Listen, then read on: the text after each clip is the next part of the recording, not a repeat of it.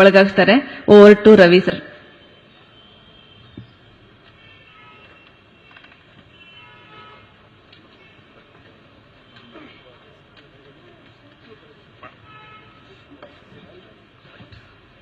ಎಲ್ಲ ಓದುಗರಿಗೂ ನನ್ನ ನಮಸ್ಕಾರ. ನಾನು ಇವತ್ತು ಒಂದು ಸ್ವಲ್ಪ ಅನಾರೋಗ್ಯಗೊಂಡಿದ್ದೀನಿ. ಅನಾರೋಗ್ಯ ಅಂದರೆ ಕಾಲು ನೋವು. ಅದು ಯಾಕೆ ಬಂತು? ನಾನು ರಾತ್ರಿ ಏನಾಗೋದಿಲ್ಲ, ಬೆಳಿಗ್ಗೆ ಎದ್ದು ನೋಡಿದ್ರೆ ಕಾಲು ನೋವು. ನಮ್ಮ ಕರ್ಮ ಇರುತ್ತೆ. ನಿಮಗೆ ಆಶ್ಚರ್ಯ ಆಗ್ಬೋದು, ನಾನು ಮಲಗದೆ ಬೆಳಗಿನ ಜಾವ ಆಲ್ಮೋಸ್ಟ್. ನೀವೆಲ್ಲ ನಿದ್ದೆಯಿಂದ ಏಳೋ ಟೈಮ್ಗೆ ನಾನು ಮಲಗಕ್ಕೆ ಹೋಗ್ತೀನಿ. ತುಂಬ ನಿದ್ದೆ ಸಮಸ್ಯೆ ಇದೆ ನನಗೆ, ನಿದ್ದೆ ಬರಲ್ಲ. ಅದಕ್ಕೆ ಕಾರಣ ನನ್ನ ಪಾಡು ನಾನು ಕುಡ್ಕೊಂಡು ಚೆನ್ನಾಗಿದ್ದೆ. ಅದನ್ನು ಬಿಡಿಸ್ಬಿಟ್ರು. ಹೋಗಮ್ಮ, ನನ್ನ ಮಗಳು ನಾವೇನು ಬಿಡಿಸಿಲ್ಲ. ಅವಾಗ ಈಗ ಚೆನ್ನಾಗಿದ್ದೀನ.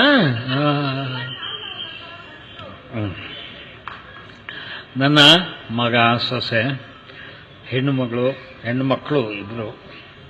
ದೊಡ್ಡ ಬಜಾರಿರು. ಅವ್ರ ಬಾಯಿಗೆ ಸಿಕ್ಕರೆ ಬದುಕದುಂಟೆ. ಈ ಭಾವನ ಒಂದ್ಸಲ ದೇವೇಗೌಡರು ನನ್ನ ಮೇಲೆ ಒಂದು ಕೇಸ್ ಹಾಕಿರು. ನಾನು 10 ಕೋಟಿಗೆ 10 ಕೋಟಿ ರೂಪಾಯಿ ಕಟ್ಟು ಅಂತ. ನಾನು ಹೇಳ್ತಾರಲ್ಲ ಸರ್, 10 ಕೋಟಿ ಸಿನಿಮಾ.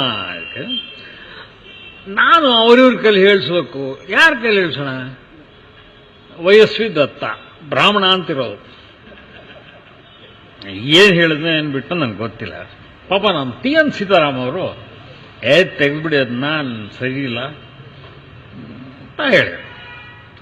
ಅವನು ಒಕ್ಕಲಿಗರ ದ್ವೇಷಿ ಅಂದ್ರಂತ. ಆ ಮಗಳನ್ನೇ ಒಕ್ಕಲಿಗರಿಗೆ ಕೊಟ್ಟು ಮದುವೆ ಮಾಡಿದ್ವಿ. ನನ್ನ ಹೆಂಡತಿ ಪಾಪ ಅವನು ಚಟ್ಪಡಿಸ್ತಾ ಇದ್ಲು. ದೊಡ್ಡವಳು ನೋಡಿದ್ರೆ ಅವಳು ನಾಯ್ಡುನ ಮದುವೆ ಆಗಿದೆ. ಇದು ಬಿಲ್ಡರ್. ನಾಯ್ಡುನ ಮದುವೆ ಆದ್ಲು. ಎರಡನೇ ಅವಳು ನೋಡಿದ್ರೆ ಒಕ್ಕಲಿಗರನ್ನ ಮದುವೆ ಆದ್ಲು. ಕಿಟ್ಟಿ ಇದೆ ಒಕ್ಕಲಿಗ, ಶ್ರೀನಗರ ಕಿಟ್ಟಿ.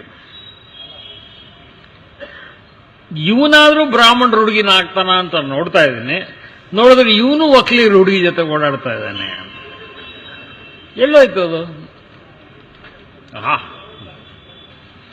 ನಾನು ಹೇಳಿದೆ ನೋಡ್ಲಲ್ತ, ನಮ್ಮ ವಂಶದಲ್ಲಿ ಬ್ರಾಹ್ಮಣ ವಿವಾಹ ಅಂದ್ರೆ ಕೊನೆಯದು ನಂದು ನಿಂದು. ಆನಂತರ ಎಲ್ಲನೂ ಜಾತಿ ಬಿಟ್ಟೆ ಆಗಿದೆ. ಜಾತಿಗಳನ್ನ ಅಷ್ಟು ಹಚ್ಕೋಬಾರ್ದು ಮೈಗೆ, ಒಳ್ಳದಲ್ಲ ಅದು. ನನಗೆ ಸಿದ್ದರಾಮಯ್ಯ ಒಬ್ಬ ಸಿದ್ದರಾಮಯ್ಯನ ಕಾಣಿಸ್ತಾನೆ ಹೊರತು ಕುರುಬರು ಸಿದ್ದರಾಮಯ್ಯ ಯಾಕೆ? ಅದ್ಯಾಕೆ ಅಟ್ಯಾಚ್ ಮಾಡ್ತೀರಿ? ಪ್ರಾರ್ಥನಾ ಶಾಲೆಯ ಒಂದು ಅಪ್ಲಿಕೇಶನ್ ಫಾರ್ಮ್ ತಗೊಳ್ಳಿ. ಇವು name of the child, father's name, mother's name, mobile number ಎಲ್ಲ ಇರುತ್ತೆ. ಕ್ಯಾಸ್ಟ್ ಕಾಲಮೇ ಇಲ್ಲ. ನಾನು ಯಾಕೆ ಕೇಳಲಿ? ನಿಮ್ಮ ಕ್ಯಾಸ್ಟ್ ಯಾವುದು ಅಂತ ತಗೊಂಡು ನಾನೇನು ಮಾಡಲಿ? ಹಾಗೇನೆ ಒಂದು ನಯಾ ಪೈಸಾ ಡೊನೇಷನ್ ಇಲ್ಲ. ನಮ್ಮ ಮನೆಗಳಲ್ಲಿ ಡೌರಿ ಇಲ್ಲ, ನಾವ್ಯಾರು ಕೊಟ್ಟಿಲ್ಲ, ತಗೊಳ್ಳೋದು ಇಲ್ಲ. ಕೆಲವು ಆದರ್ಶಗಳನ್ನು ರೂಢಿಸ್ಕೋ. ಇವತ್ತು ರಾಜ ಲೀಲಾ ವಿನೋದ ಪುಸ್ತಕ ಬಿಡುಗಡೆ ಆಗಬೇಕಾಯ್ತು. ಪೊಲೀಸ್ನವರು ಪಾಪ ಅವರ ಡ್ಯೂಟಿ. ಎಲ್ಲಿ ಹಿಮ ಎಲ್ಲಿ?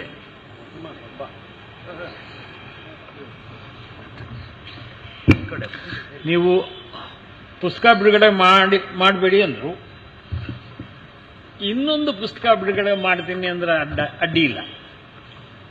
ಇವನು ನನ್ನ ಮಗ. ಇವನ ಹೆಸರು ಹೇಳಪ್ಪ. ಹಿಮವಂತ್. ಪೂರ್ತಿ ಹೇಳ್ಬೇಕು. ಹಿಮವಂತ್ ಆರ್ ಬೆಳಗೆರೆ. ಹಿಮವಂತ ಆರ್ ಬೆಳಗೆರೆ. ನಾನು 2ನೇ ವಿವಾಹ ಮಾಡ್ಕೊಂಡಿದ್ದೀನಿ. ಅದರ ಪ್ರತಿಫಲ ಇವನು. ಇವನು ಹುಟ್ಟಿದಾಗ ಏನು ಹೆಸರಿಡೋಣ ಅಂತ ಬಹಳ ಯೋಚನೆ ಮಾಡಿ ನಾನು ಅವಳಿಗೆ ಹೇಳಿದೆ, ಬ್ರಹ್ಮಚಾರಿ ಅಂತ ಇಡು, ಒಳ್ಳೆ. ಯಾಕೆ ಬ್ರಹ್ಮಚಾರಿ ಯಾಕೆ ಅಂತ, ನಾನು ಬ್ರಾಹ್ಮಣ, ನೀನು ಆಚಾರಿ, ಹೀಗಾಗಿ ಅವನು ಬ್ರಹ್ಮಚಾರಿ. ಅವನ ತಾಯಿ ಯಶೋಮತಿ ನನ್ನೊಂದಿಗೆ ಸುಮಾರು ಆಯ್ತದ 20 ವರ್ಷ ಆಯ್ತು ಅಂತ ಕಾಣುತ್ತೆ. ದುಷ್ಟ ಸಹವಾಸಕ್ಕಿದ್ದು. ಯಾವಾಗಲೂ ಈ ಥರದ ವಿಷಯಗಳನ್ನು ರಹಸ್ಯವಾಗಿಡಕ್ಕೆ ನೋಡಬಾರ್ದು. Honestly confess it. ಅರೆ, ನನ್ನ ಮಗುನ ನಾನು ಎಲ್ಲಿ ಬಚ್ಚಿಡ್ಲಿ, ಅದು ನಂದು. ನನಗೆ ಇವನಿಗಿಂತ ಒಂದು ಸ್ವಲ್ಪ ಚಿಕ್ಕವರಾದ ಮೊಮ್ಮಕ್ಕಳಿದ್ದಾರೆ. ಹಾಗಂತ ನಾನು ರಹಸ್ಯವಾಗಿಟ್ಟು, ರಾಜ್ಕುಮಾರ್ ಅವರು ಲೀಲಾವತಿ ಅವ್ರನ್ನ ಮದುವೆ ಆಗಿದ್ರು ಅಥವಾ ಅವರಿಬ್ಬರ ಮಧ್ಯೆ ಸ್ನೇಹ ಇತ್ತು ಅಂತ ಬರೆದ್ರೆ ಅದಕ್ಕೇನಾದ್ರು ಅರ್ಥ ಇದೆಯಾ? ಇಲ್ಲಿ ನೀವು ತಪ್ಪು ಮಾಡೋದು ತಪ್ಪಿತಸ್ಥ ಅನ್ನೋದಾದ್ರೆ ನಾನೇ ತಪ್ಪಿಸ್ಥ. ಲೀಲಾವತಿ ಅವರ ಬಯೋಗ್ರಫಿ, ಆಕೆ ತನ್ನ ವೇದನೆಯನ್ನ, ಕಷ್ಟವನ್ನ, ಸುಖವನ್ನ, ಸಂತೋಷವನ್ನ ಹೇಳ್ಕೊಳ್ಳೋದಕ್ಕೊಂದು ವೇದಿಕೆ. ಆಕೆ ಹೇಳ್ತಾರೆ, ಫಸ್ಟ್ ಫಿಲ್ಮ್ ನಾನು ಮಾಡಿದಾಗ ನಾಗಕನ್ನಿಕಾ, ಆ ಕ್ಯಾಮ್ರಾ ಇಟ್ಬಿಟ್ಟು ಎಲ್ಲ ಲೈಟ್ಗಳು ಆನ್ ಮಾಡಿದಾಗ ಒಮ್ಮೆಲೆ 10 ಭೂತಗಳು ಕಂಡಂಗೆ ಆಗಿಬಿಟ್ಟು ಗಾಬರಿ ಆಗ್ಬಿಟ್ಟೆ ಅಂತ. ಆ ಥರದ್ದು ಹೇಳ್ತಾರೆ. She is very pretty, lovable. ಆಕೆನ ನಾನು ನನ್ನ ತಾಯಿಯನ್ನ ಗೌರವಿಸಿದಷ್ಟೇ ಗೌರವಿಸಿದೆ. ಅವ್ರ ಪಾಪ ಇವತ್ತು ಬರಬೇಕಾಗಿತ್ತು ಫಂಕ್ಷನ್ಗೆ. ಅಲ್ಲಿ ಇದು ಬಂದು, ಫ್ಲಡ್ ಬಂದು ಚೆನ್ನೈಯಲ್ಲಿ ಬಂದಿದ್ದು, ಪೂರ್ತಿ ಅವ್ರ ತೋಟನೇ ಆಲ್ಮೋಸ್ಟ್ ನಾಶ ಆಗ್ಬಿಟ್ಟಿದ್ದಾರೆ. ನೀವು ನಂಬಲಿಕ್ಕಿಲ್ಲ, ನಾವೆಲ್ಲ ಇಲ್ಲಿ ಏನಿದ್ದೀವಿ, ನಮ್ಮ ಎಲ್ರಿಗಿಂತ ಶ್ರೀಮಂತೆ ಅಂತಂದ್ರೆ ಇರಲಿಲ್ಲ. ಅವರು ಹಾರ್ಡ್ ಅರ್ನ್ ಮನಿ 600 ಸಿನಿಮಾ ಮಾಡಿದ್ದಾರೆ. ಯಾರ ಮುಂದೆ ಕೈ ಚಾಚಲ್ಲ ಅಮ್ಮ. ನನಗೆ ಆಕೆ ತುಂಬಾ ಇಷ್ಟ ಆಗ್ತದೆ.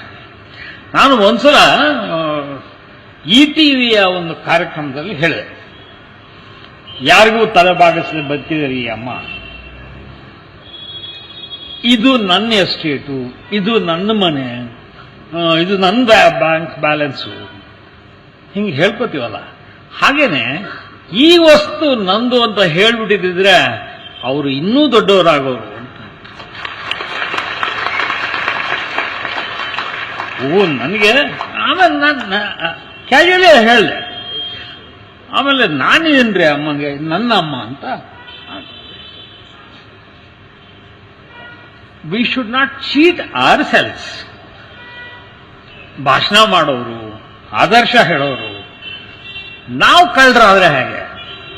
ಮುಲ್ಲವಿ, ನಾನು ನಿಮ್ಮನ್ನು ಉದ್ದೇಶದಲ್ಲಿ ಇಟ್ಕೊಂಡು ಹೇಳ್ತೀನಿ, ಇವರು social worker, but be honest, it's very important. ಬಹಳ ನೋಡ್ರಿ, ಬರೋದು ಲಾಭ, ನಮ್ಮ ಆಸೆಗಳಿಗೆ ತಕ್ಕಂಗೆ ಬರ್ದ ದುಡ್ಡು. ಆದರೆ ಕನ್ವೀನಿಯನ್ಸ್ಗೆ ಬಂದ ದುಡ್ಡು ನಾವು ಸ್ವೀಕರಿಸಬಾರ್ದು. ಅದಕ್ಕೆ ಹೊಸದಂದ್ರೆ ಅಕ್ಸೆಪ್ಟ್. ಅವನಂತೂ ಬಹಳ ಮುಕ್ತ ಮನುಷ್ಯ, ಬಹಳ ಮುಕ್ತ ಮನುಷ್ಯ.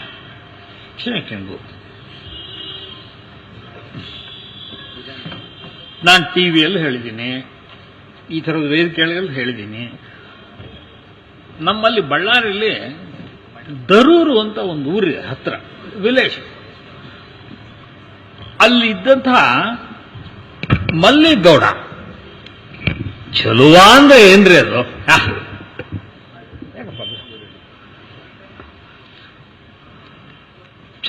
ಚೆನ್ನಾಗಿ ಅವನು ಬಹಳ ರೂಪಸ್ಥ. ಬಳ್ಳಾರಿಯಲ್ಲಿ ಆತ ಒಬ್ಬ ಹೆಣ್ಮಗಳನ್ನ ಇಟ್ಕೊಂಡಿದ್ದ, ಕಮಲಾ ಅಂತ ಆಕೆ ಹೆಸರು.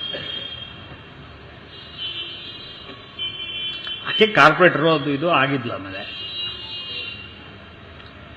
ಆತ ಒಂದ್ಸಲ ಬಳ್ಳಾರಿಯಲ್ಲಿ ಮೀನಾಕ್ಷಿ ಭವನ್ ಅಂತ ಒಂದು ಹೋಟ್ಲ್ ಇದೆ, ಆ ಹೋಟೆಲ್ನ ಮುಂದೆ ಕಾರಿಂದ ಇಳಿದ, ಎಲ್ಲಿದ್ರ ಬಂದು ಚಾಕು ಹಾಕಿ ತಿವಿದು ಮರ್ಡರ್ ಮಾಡ್ಬಿಟ್ಟು ಕೀಳಿದೆ. ಅವ್ರ ಮಕ್ಕಳಿಗೆ ದೊಡ್ಡವರಾಗಿದ್ದಾರೆ. ಅವನು ಪುರುಷೋತ್ತಮ ಗೌಡ ಅಂತ ಬರ್ತಿರ್ತಾರೆ. ನಮಸ್ಕಾರ ಅಣ್ಣ ಅಂತ. ಅವನೊಂದ್ಸಲ ಬಂದು ಅಣ್ಣ ನಮ್ಮ ಗುಡಿದು ಕಾರ್ಯಕ್ರಮ ಬನ್ನಿ ಅಂತ ಹೇಳೋದು ಕೊಟ್ಟ. ನಾನೆಲ್ಲಪ್ಪ ಗುಡಿಗಳಿಗೆ ಬರೋಣಲ್ಲ, ನಾನು ಕರಿಬೇಡಿ. ನೋಡ್ತೀನಿ ಉಪಸ್ಥಿತಿ ಮಾತೋಶ್ರೀ ಅವರಾದ ಕಮಲಾ ಅವರಿಗೆ ಅಂತ ಬರ್ತದೆ. ಅವರ ತಂದೆ ಇಟ್ಕೊಂಡಿದ್ದ ಹೆಣ್ಮಗಳಾಕೆ, ಆದರೆ ಮಾತೋಶ್ರೀ ಅನ್ನೋ ಶಬ್ದ ಬಳಸ್ತಾನೆ. ಆಕೆನಲ್ಲಿ ಸ್ಮರಿಸ್ತಾನಲ್ಲ, very great feeling I had ಅಂತವ. ಯಾಕೆ ಹಿಂಗಾಕಿ ಅಂತ ಕೇಳ. ಹೌದಲ್ಲ ಸರ್, ನಮ್ಮ ತಾಯಿ ಆಕಿ, ನಾವು ಅಪ್ಪನ ಜೊತೆಗಿಲ್ದು ಅಂತಂದ್ಮೇಲೆ ನಮ್ಮ ತಾಯಿ ಇದ್ದಂಗೆ ಸರ್. ಆ ಗ್ರೇಟ್ನೆಸ್ ಇದ್ರೆ ಮಾತ್ರ ನೀವು ಈ ಥರ ಸಾಹಸಗಳು ಮಾಡ್ಬೋದೇ ಹೊರತು. ಈಗ ಮೇಟಿ ಉದಾಹರಣೆ ಆಗ್ತದೆ. ಹೌದ್ರಿ, ನಾ ಹೇಳದ ನಾನು ಮದುವೆ ಆಗ್ತೀನಿ ಅವಳ ಅಂತ ಒಂದು ಮಾತು ಹೇಳಿದ್ರೆ ಮುಗಿತಿತ್ತಲ್ಲ. ನೈತಿಕವಾಗಿ ಡಿಸಾನೆಸ್ಟ್ ಆದ್ಮೇಲೆ ಮನುಷ್ಯನಿಗೆ ಧೈರ್ಯ ಇರಲ್ಲ. ಏನೋ ರವಿ ಅವರು ಅಷ್ಟೈರ್ಯ ಅಂತ. ನಾನೇನು ದೊಡ್ಡ ಧೀರ ವೀರ ಏನೂ ಅಲ್ಲ. I am also A simple person. ನೀವು ವ್ಯಕ್ತ ಮಾಡಬೇಕು ಅಂತ ಅಂದುಕೊಂಡಿದ್ದನ್ನ ನಾನು ಹೇಳ್ತೇನೆ. ಯಾಕೆ ನನ್ನ ಪತ್ರಿಕೆ ಸಕ್ಸಸ್ಫುಲ್ ಆಯಿತು ಅಂತಂದ್ರೆ, ಒಬ್ಬ ಆರ್ಡಿನರಿ ಮ್ಯಾನ್, ಕಾಮನ್ ಮ್ಯಾನ್ ಮನಸ್ಸಿಗೆ ಏನ್ ಬಂತಲ್ಲ, ಅದನ್ನ ಪತ್ರಿಕೆಯಲ್ಲಿ ಬರೆಯಕ್ಕೆ ಶುರು ಮಾಡಿ. ನನಗೆ ತುಂಬಾ ಚೆನ್ನಾಗಿ ನೆನಪಿದೆ. ಅವಾಗ ಹೊಸದಾಗಿ ಪಾಪ ದೇವೇಗೌಡರು PM ಆದರು, ಪ್ರೈಮ್ ಮಿನಿಸ್ಟರ್. ತಕ್ಷಣ ಪೆಟ್ರೋಲ್ ರೇಟ್ ಜಾಸ್ತಿ ಆಯಿತು. ಇಟ್ಟೆಲ್ಲೋ ಗೌಡ ಪೆಟ್ರೋಲ್ಗೆ ಬೆಂಕಿ ಅಂತ ಹೆಡ್ಡಿಂಗ್ ಬರ್ತದೆ. ಎಷ್ಟು ರಿಸೀವ್ ಆಯ್ತು ಅಂತಂದ್ರೆ ಆಟೋದವ್ರು, ಸಾರ್ ಯಾರು ಸರ್ ಸಖತ್ ಬರೀತಾನೆ ನನ್ನ ಮಗ. ಅದು ಆ ಸಖತ್ತಾಗಿ ಬರೀತಾನೆ ನನ್ನ ಮಗ ಅನ್ನೋದೇ ನನ್ನ ಸಂತೋಷ.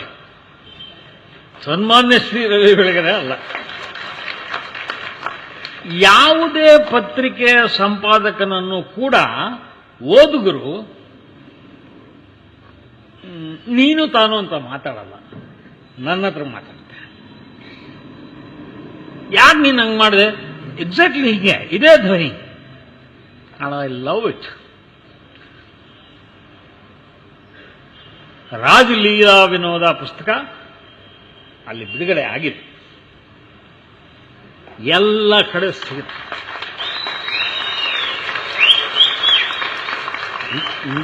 Nobody can stop it. ಅದರಲ್ಲಿ 2 ಫೋಟೋಗಳಿವೆ. ಕವರ್ ಪೇಜಲ್ಲೇ ಹಾಕಿದ್ದೀನಿ ಫೋಟೋ, ನೋಡ್ಬೇಕು ನೀವು. It's very interesting.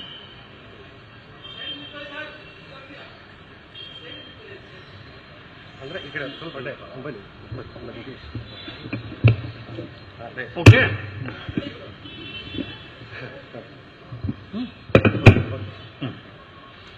ನೋಡಿ, ಅದು ರಾಜ್ಕುಮಾರ್ ಮತ್ತು ಲೀಲಾವತಿ ಪಕ್ಕ ಕೂತ್ಕೊಂಡಿದ್ದಾರೆ, ಮಗುನ ತೊಡೆ ಮೇಲೆ ಕೂಡಿಸ್ಕೊಂಡಿದ್ದಾರೆ.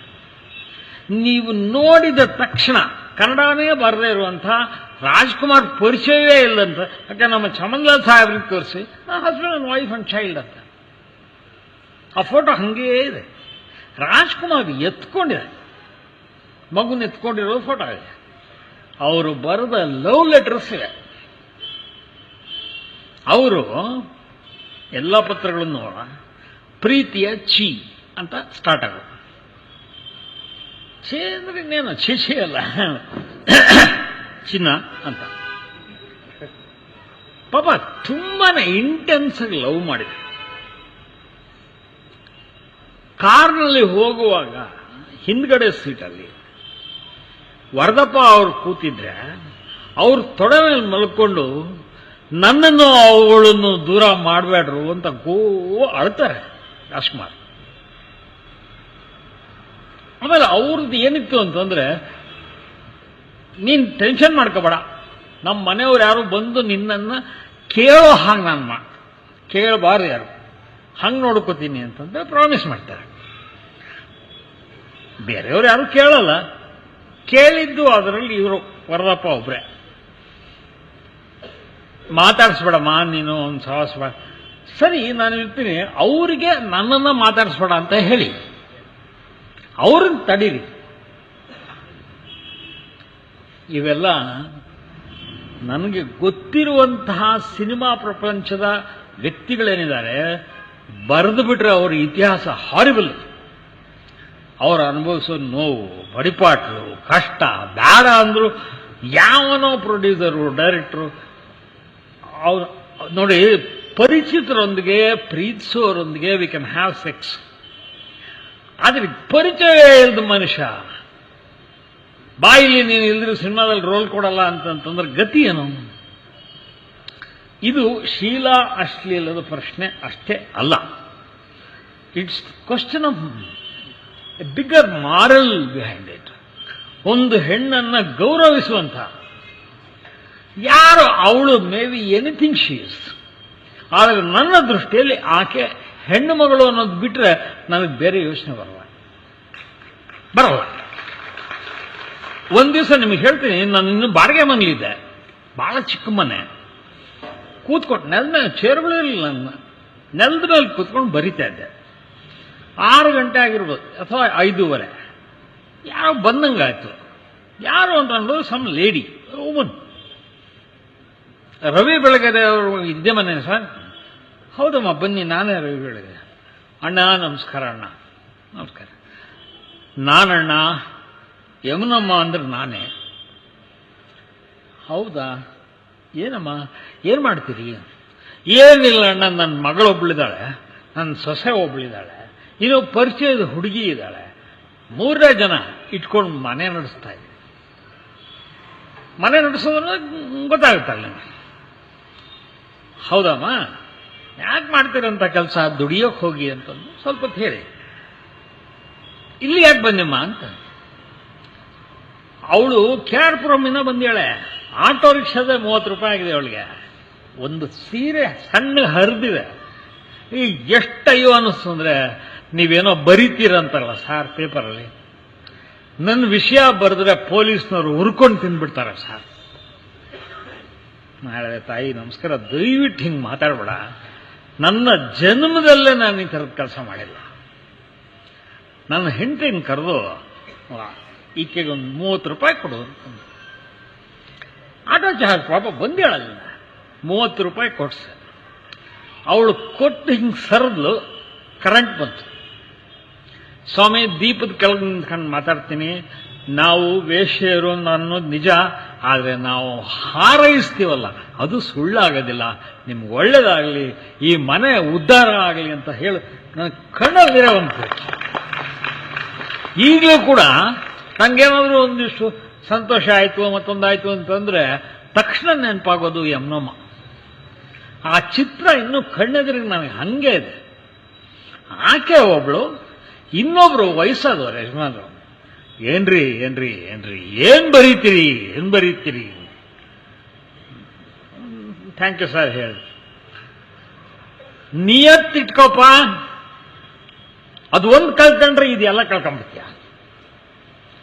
ಹಿಂಗೆ ಹೇಳು.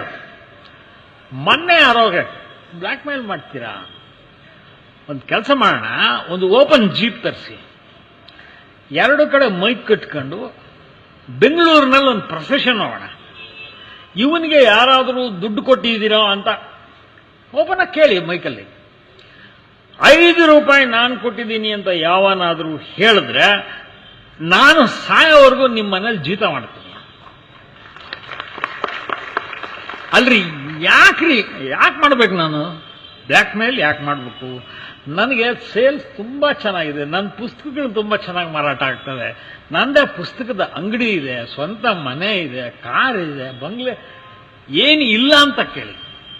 ಎಲ್ಲ ಇರುವಾಗ ಇನ್ನೊಬ್ಬಂದು ಯಾವೊಂದೋ ಪಾಪಿ ದುಡ್ಡು ಕಿತ್ಕೊಂಡ್ಬಂದು ಎಲ್ಲಿಟ್ಕೊಳ್ಳಿ. ಬಹಳ ಅಸಹ್ಯವಾದ ಕೆಲಸ ಅಂದ್ರೆ ಬ್ಲ್ಯಾಕ್ ಮೇಲ್. ಆಮೇಲೆ ಏನಾಗುತ್ತೆ, ಈಗ ನೀವು ನಿಮ್ಮ ಮೇಷ್ಟ್ರು ಕಾಣಿಸ್ತಾರೆ, ಹೋಗಿ ಕಾಲಿಗೆ ನಮಸ್ಕಾರ ಮಾಡಿ, ಸಾರ್ ತಾವು ಪಾಠ ಹೇಳಿದ್ರಿ ಅಂತ ಯು ಥ್ಯಾಂಕ್ ಯು. ಹಾಗೇನೆ ಡಾಕ್ಟ್ರು ನಿಮ್ಮ ಕಾಯಿಲೆ ವಾಸಿ ಆದ ಕೂಡಲೇ ಒಂದು ಹಣ್ಣು ಕಾಯಿ ತಗೊಂಡೋಗಿ ಕೊಟ್ಟು, ಸಾರು ಉಪಕಾರ ಆಯಿತು ಅಂತ ಹೇಳಿ. ಯಾವತ್ತಾದರೂ ಪೊಲೀಸರಿಗೆ ಥ್ಯಾಂಕ್ಸ್ ಹೇಳಿಯ? ಯಾರು ಹೇಳಲ್ಲ ಸರ್. ನಿಮ್ಮ ದುರದೃಷ್ಟ, ನಾವೇನ್ ಮಾಡಕ್ಕಾಗಲ್ಲ. ಯಾಕಂದ್ರೆ ಆ ಪರಿ ಒದೆ ತಿಂದು ಇವ್ರ ಕೈಲಿ ಯಾವನ್ ಹೋಗಿ ಥ್ಯಾಂಕ್ಸ್ ಸರ್, ಒಳ್ಳೆ ಬಿತ್ತು ಸರ್ ಬೆನ್ಮೇಲೆ ಅಂತ ಯಾರು ಇರ್ತಾರೆ? ನಮ್ಮ ಇನ್ಸ್ಪೆಕ್ಟರ್ ಅಂತ ಇರ್ತಾರೆ, ಅನ್ಕೊಳ್ತಾ ಇರ್ತಾರೆ, ಸಿಗೋ ನನ್ನ ಕೈಗೆ ಒಂದ್ಸಲ ಮಾಡ್ತೀನಿ. ಅದಕ್ಕೆ ಹೇಳೋದು, ನಮ್ಮ ನೌಕರಿ ಇದೆಯಲ್ಲ, ಥ್ಯಾಂಕ್ಲೆಸ್ ಜಾಬ್. ಪತ್ರಕರ್ತರಿಗೆ ಯಾರು ಹೇಳೋ ತುಂಬಾ ಚೆನ್ನಾಗಿ ಬರೆದಿರಿ ಅಂತ ಅಪರೂಪ. ಮೊನ್ನೆ ನೀನು ನನ್ನೆಮ್ಮ ಇಲ್ದ್ರೆ ನನಗೆ ದೇವರನೇ ಗೊತ್ತಿಲ್ಲ. ಮಲ್ಲಿಕಾ ನನ್ನ ತಂಗಿ, ನಮ್ಗೆ ಜೂನಿಯರ್, ನಾನು MA ಪಾಸ್ಔಟ್ ಆದ್ರೆ ಆಗ ಶಿ ಕೇಮ್ ಟು ಯೂನಿವರ್ಸಿಟಿ. ಬಹಳ ಅಮಾಯಕ ಹುಡುಗಿ ಅವಾಗ. ಈಗ ಇನ್ನೂ ಇವತ್ತಾಕೋ ಗುಯ್ ಗುಯ್ ಅಂತಿತ್ತು ಮಿಷಿನು. ಬೈಯಕ್ಕೆ ನಿಂತರೆ ಒಂದು ಬೈತಾಳೆ ಪುಣ್ಯಾತ್ಕೀರ್ತಿ. ಅಯ್ಯೋ ಅಪ್ರಿಷಿಯೇಟ್, ತುಂಬಾ ಪ್ರೀತಿಯಿಂದ ಹೇಳ್ತೀನಿ ನೋಡಿ. ಅದಕ್ಕೆಲ್ಲ ಮಾರಲ್ ರೆಸ್ಪಾನ್ಸಿಬಿಲಿಟಿ ಅಷ್ಟೇ. ನಮ್ಮ ನಿಯತ್ತು ಚೆನ್ನಾಗಿದ್ದಾಗ ಯಾವನನ್ನ ಬೇಕಾದ್ರೂ ಏನು ಬೇಕಾದ್ರೂ ಬೈತು ಅಲ್ವೇ? ದೇವೇಗೌಡರು ಪಾಪ ಕೇಸ್ ವಾಪಸ್ ತಗೊಳ್ಳಿಂದ್ರೆ ಇಲ್ಲ ಅಂತಂದ್ರು. ಆಮೇಲೆ ಹೈಕೋರ್ಟ್ಗೆ ಬಂತು, ನಡೀತಾ ಇತ್ತು. ನಾವು ಈಗ ನಮಗೆ ರೆವೆನ್ಸ್ ಇರುವಾಗ ಕೇಸು ಅವ್ರು ನೋಡ್ಕೊಂತಾರೆ, ಬಿಟ್ಟು ನಾನೇನ್ ಮಾಡೋದು ಹೋಗಿ ಅಂತ. ಒಂದ್ಸಲ ನೋಡ್ತೀನಿ, ಹಾಸನದ ಅಡ್ವೊಕೇಟ್ ಒಬ್ರು ಬಂದು, ಏನ್ ಸಾರ್ ಬೆಳಗ್ಗೆ ಚಾನ್ಸ್ ಹೊಡೆದ್ರಲ್ಲ? ಏನ್ ಚಾನ್ಸು? ಗೌಡ್ರು ಕೇಸ್ ವಾಪಸ್ ತಗೊಂಡಿದ್ದಾರೆ. ಅಲ್ಲ, ಹಾಕಿದ್ಯಾಕೆ, ವಾಪಸ್ ತಗೊಂಡಿದ್ಯಾಕೆ? ಪಾಪ he's personally gone to the court. ರೀ, ನಮ್ಮ ಮನೆ ಮೇಲೆ ಜೋರಕ್ಕೆ ಕಲ್ಲಿಸಿದ್ರೆ ನಮ್ಮ ಮನೆ ತಲೆ ಮೇಲೆ ಬೀಳ್ತಾರೆ, ಅಷ್ಟು ಹತ್ತಿರದಲ್ಲಿದ್ದಾರೆ. ಇವತ್ತಿನವರೆಗೂ ದೇವೇಗೌಡರಾಗಲಿ ಅವ್ರ ಫ್ಯಾಮಿಲಿಯವರಾಗಲಿ ಯಾರು ನನ್ನನ್ನು ಒಂದು ಚಕಾರ ಶಬ್ದ ಬೈದಿಲ್ಲ, ಬೆದರಿಸಿಲ್ಲ. ನೋ. ಒಂದ್ಸಲ ಕುಮಾರಸ್ವಾಮಿ ಏನೋ ಸಿಟ್ಟು ಮಾಡ್ಕೊಂಡು ಯಾವನ್ರಿ ಬರ್ದಿದ್ದೋದು ಅಂತ ಒಂದು ಅಶ್ಲೀಲ ಮಾತ ಅಂತ ನಾಳೆ, ಕುಮಾರಸ್ವಾಮಿ ನಿಧಾನವಾಗಿ ಮಾತಾಡಿ, ನೀವು ಪ್ರಧಾನಿಗಳ ಮಗ ಅಂತ. Just ಕೆಪ್ quite. ಸ್ನೇಹ ಅಂತ ನಾನು ಯಾವ ಪಾಲಿಟಿಷಿಯನ್ ಹತ್ರನೂ ಇಟ್ಕೊಳ್ಳಲ್ಲ. ಅವ್ರು ಬಹಳ ಅಪಾಯಕಾರಿ ಜನ ಪೊಲಿಟಿಷಿಯನ್ಸ್. ಅಧಿಕಾರ ಇದ್ದಾಗ ಒಂಥರ ಇರ್ತಾರೆ, ಇಲ್ಲದೆ ಇದ್ದಾಗ ಒಂಥರ ಇರ್ತಾರೆ. ಆಮೇಲೆ ಯಾವ ಹೊತ್ತಿಗೆ ಏನ್ ಮಾಡ್ತಾರೆ ಅಂತ ಗೊತ್ತಾಗಲ್ಲ. ನಾವು ಅನ್ಕೊಂತೀವಿ, ಏನ್ ದಡ್ ನನ್ನ ಮಗ, ಇವನು ಏನ್ ಮಿನಿಸ್ಟರ್ ಏನ್ ಮಾಡ್ತಾನೆ ಅಂತ. ನೀವು ಮೇಟಿ ಹತ್ರ 15 ನಿಮಿಷ ಮಾತಾಡಿ ನೋಡೋಣ. 15 ನಿಮಿಷ ಆಗಲ್ಲ ಅವ್ರಿಗೆ, ಸಂಭಾಷಣೆ ಸಾಧ್ಯ ಇಲ್ಲ. ಭಾಷಣ ಮಾಡೋದ್ರೆ ಇನ್ನೇ ಬೇಕಾದಾಗ ಮಾತಾಡ್ತಾರೆ. ಆದರೆ ಅವರ ಸ್ಮಾರ್ಟ್ನೆಸ್ನ ನೀವು ಒಪ್ಕೊಳ್ಳಬೇಕು. ಭಯಂಕರ ಸ್ಮಾರ್ಟ್. ಎಲೆಕ್ಷನ್ ಬಂದ್ರೆ ನೀನು ಸೋಮಣ್ಣನ್ ನೋಡ್ಬೇಕು. ಯಾವ ಬಿದ್ದಿ ಹೋಗ್ತಾನೆ. ಯಾರ ಹೆಣ್ಮಗಳು, ಅಮ್ಮ ನಮಸ್ಕಾರಮ್ಮ, ಅದೇ ಕಟ್ಟೆ ರಿಪೇರಿ ಮಾಡಿಸ್ ಅಂತೇಳಿ ಸಾಹೇಬ್ರು ಹೇಳಿದ್ರು, ಮಾಡಿಸ್ತೀನಮ್ಮ ಸಾಹೇಬ್ರಿಗೆ. ಅದೇ ಅವಾಗ ಹೇಳಿದ್ರು, ಅಲ್ಲ ಒಂದು 15 ದಿವಸದಿಂದ ಹೇಳಿದ್ರು ಮಾಡಿ. ಅಲ್ರಿ, ಅವ್ರು ತೀರ್ಕೊಂಡೆ 6 ತಿಂಗಳಾಯ್ತು. ಹೌದೇನಮ್ಮ, ದಿನಗಳು ಹೆಂಗ್ ಹೋಗ್ತಾವ ನೋಡಮ್ಮ, ಗೊತ್ತಾಗೋದಿಲ್ಲ. I seen much of it.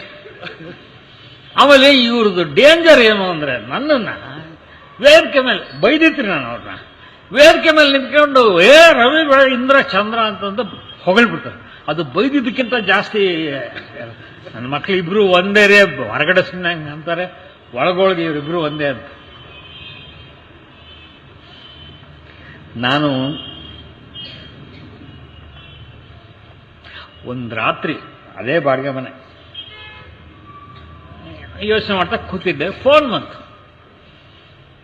Ravi, ನಾನು ತ್ಯಾಗಿ ಮಾತಾಡ್ತೀನಿ.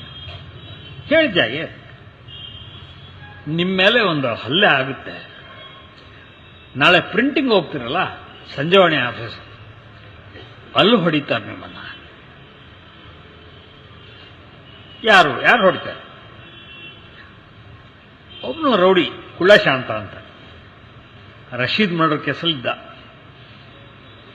ಅವನ ಟೀಮು ಬಂದು ಹೊಡಿತಾರೆ. ಆಯ್ತಪ್ಪ, ಹೊಡೆದ್ರೆ ಹೊಡಿಸ್ಬೇಕು ಅಂತೀನಿ, ಇನ್ನೇನು ಮಾಡೋದು ಅಂತ ನನ್ನ ಗೆಳೆಯರೊಬ್ರಿಗೆ ಹೇಳಿ ನನ್ಕ ಮಾತಾಡ್ತೀನಿ. ನೋಡಿದ್ರೆ ಕರ್ಕೊಂಬಂದ್ಬಿಟ್ಟು ಕೊಳ ಅಂತಾನೆ. ಒಂದು ಮೂಟ್ ಕಲ್ಲಿತ್ತು ನಮ್ಮ ಮನೆ ಮುಂದೆ, ಅದ್ರ ಮೇಲೆ ಕೂತಿದ್ದ.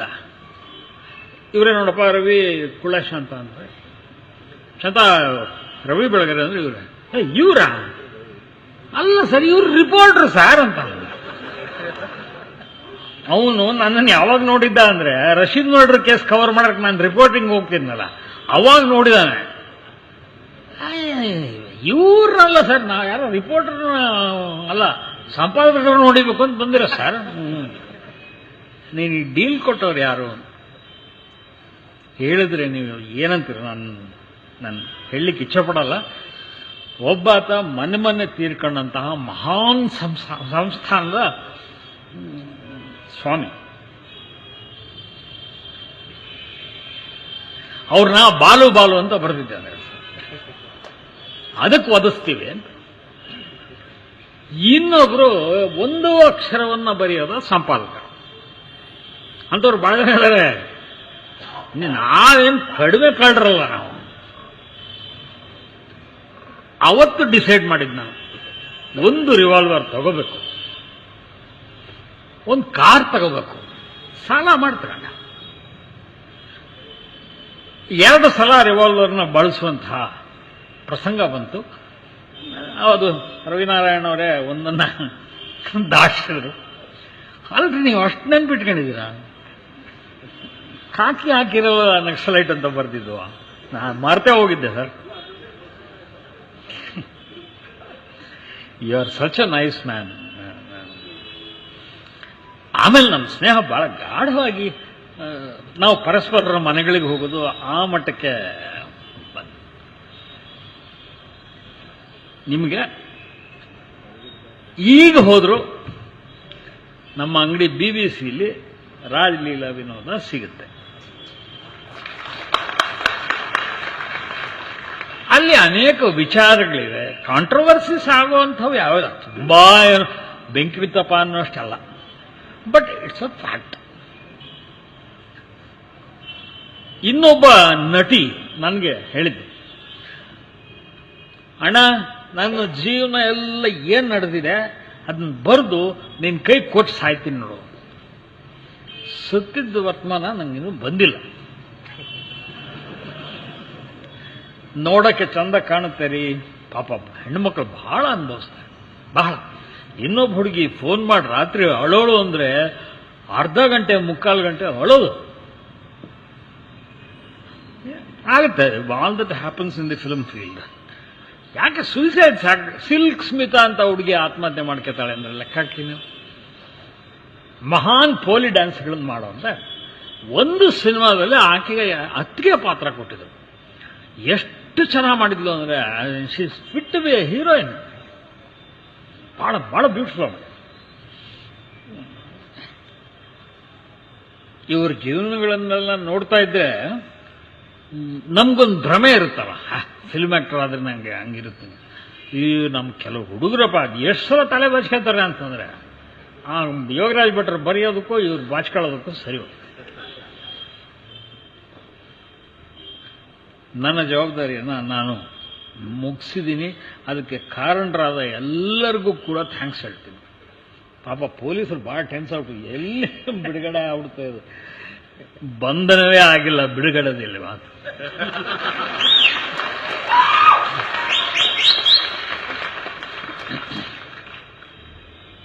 ನನಗೆ ರಾಜ್ಕುಮಾರ್ ಅವರು ಪರ್ಸನಲಿ ಪರಿಚಯ. ಊಟ ಮಾಡಿದ್ದೀವಿ ಒಟ್ಟಿಗೆ. ಅವ್ರ ಜೊತೆ ಊಟಕ್ಕೆ ಕೂತ್ಕೊಂಡ್ಬಿಟ್ರೆ ದೊಡ್ಡ ಕಷ್ಟ. ಅವ್ರು ತಿಂದಷ್ಟೇ ನಾವು ತಿನ್ಬೇಕು ಅಂತ ಇಷ್ಟು ರಾಶಿ ತಿಂತಾ ಇದ್ರು. ಸರ್ ನನ್ನ ಕೈಲಿ ಆಗಲ್ಲ ಸರ್, ನಮ್ಗೆ ತಡೆಯಲ್ಲ, ಸುಮ್ಮನೆ ಜಡಾಯಿಸಿ ಏನೋ ಆಗಲ್ಲ, ಚೆನ್ನಾಗಿರುತ್ತೆ. He was personally A very nice man. ಎಷ್ಟು ಒಳ್ಳೆತನ ಇತ್ತು ಅಂದ್ರೆ ಆ ಮೊಣಕಾಲು ನೋವು ಪ್ರೀತ ಅವ್ರಿಗೆ ಕೂತಿರೋರು ಯಾರೋ ಬಂದ್ರೆ ಎದ್ದು ನಿಂತ್ಕೊಂಡು ನಮಸ್ಕಾರ. ಅಷ್ಟು ಸಲ ಎದ್ದು ಕೂತು ಮಾಡಿದ್ರೆ ನೀ ಕ್ಯಾಪ್ ಏನಾಗಬೇಕು ಸರ್? ಮಾಡಬೇಡಿ. ಹಾಗಲ್ಲ ಅವ್ರು ತಪ್ಪು ತಿಳ್ಕೊತಾರೆ. ಇಬ್ರು ಬಂದ್ರು ನಾನು ಇದ್ದಾಗಲೇ ಬಂದ್ರು. ಅಣ್ಣ ನಮಸ್ಕಾರ ಅಣ್ಣ. ಓ ನಮಸ್ಕಾರ, ಹೇಗಿದ್ದೀರಿ? ಯಾರು ಪರಿಚಯ ಇರೋದೇನಿಲ್ಲ.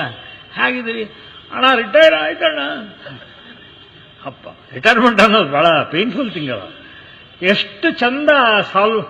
ಹೌದೇ, ಅದಕ್ಕೆ ನೋಡಿ ನಿಮ್ಮ ಮುಖದಲ್ಲ ಕಳೆ, ಆರೋಗ್ಯ. ಹ್ಞೂ ಮನೆ ಕಟ್ಟಿಸ್ತಾ ಇದ್ದೀನಿ ಅಂತ ಇಟ್ಸ್ ವೆರಿ ಸಿಂಪಲ್. ಸರಳವಾಗಿ ಇರೋದು ಸರಳ. ಇವನು ನಮ್ಮ ಒಬ್ಬ ಹುಡುಗ ಸತೀಶ್ ಬಿಲ್ಲಾಡಿ, ಅವನಿಗೆಲ್ಲ ಬಿಟ್ಟು ರಾಘವೇಂದ್ರ ರಾಜ್ಕುಮಾರ್ ಅಭಿಮಾನಿ. ಆದ್ರೆ ಪಾಪ ಅವನ್ ಪಾಡು ನೀವು ಯಾಕೆ ಅವನು ಅಭಿಮಾನಿ ಅಂದ್ರೇನು, ಅವನು ಹೊಸಪೇಟೆಗೆ ಸುತ್ತಮುತ್ತ ಎಲ್ಲಿ ಬಂದ್ರು ಕೂಡ ಇವನು ಹೋಗಿ ಹಾಜರು ಮಾಡಿ ಏನೇನು ಸೇವೆ ಮಾಡಬೇಕು ಎಲ್ಲ ಮಾಡಿ. ಬಟ್ ಬೇರೆ ಬೇರೆ ಸ್ವೀಕಾರ ಇಲ್ಲ ಪಾಪ ಅವ್ರಿಗೆ, ಗ್ರಂಥ ಸಾಂಗತ್ಯ ಆ ಥರದ್ದೇನಿಲ್ಲ.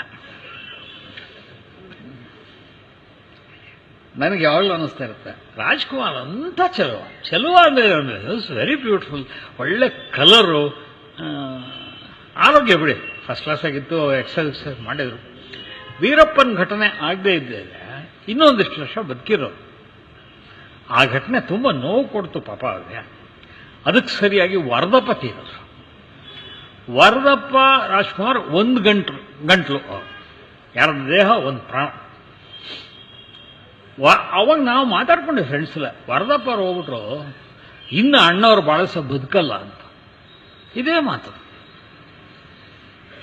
ಪಾಪ ಈ ಪಾಸ್ಟೇ. ನಾನು ಅವರನ್ನು ನೋಯಿಸೋ ಪ್ರಯತ್ನ ಮಾಡಿಲ್ಲ. ತುಂಬ ಜನ ಕನ್ನಡಕ್ಕೆ ಒಬ್ಬನೇ ಹ್ಞೂನ್ರಿ ಒಬ್ಬರೇ ಇರೋದು 15 ಜನ ರಾಜ್ಕುಮಾರ್ ನಿಲ್ತಾರಣ್ಣ.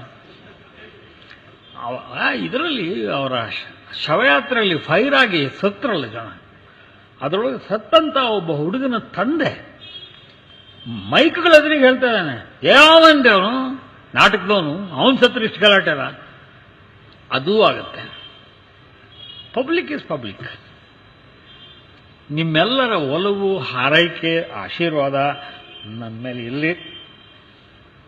ಇನ್ನಷ್ಟು ಪುಸ್ತಕ ಬರೀತೀನಿ. ಧನ್ಯವಾದ.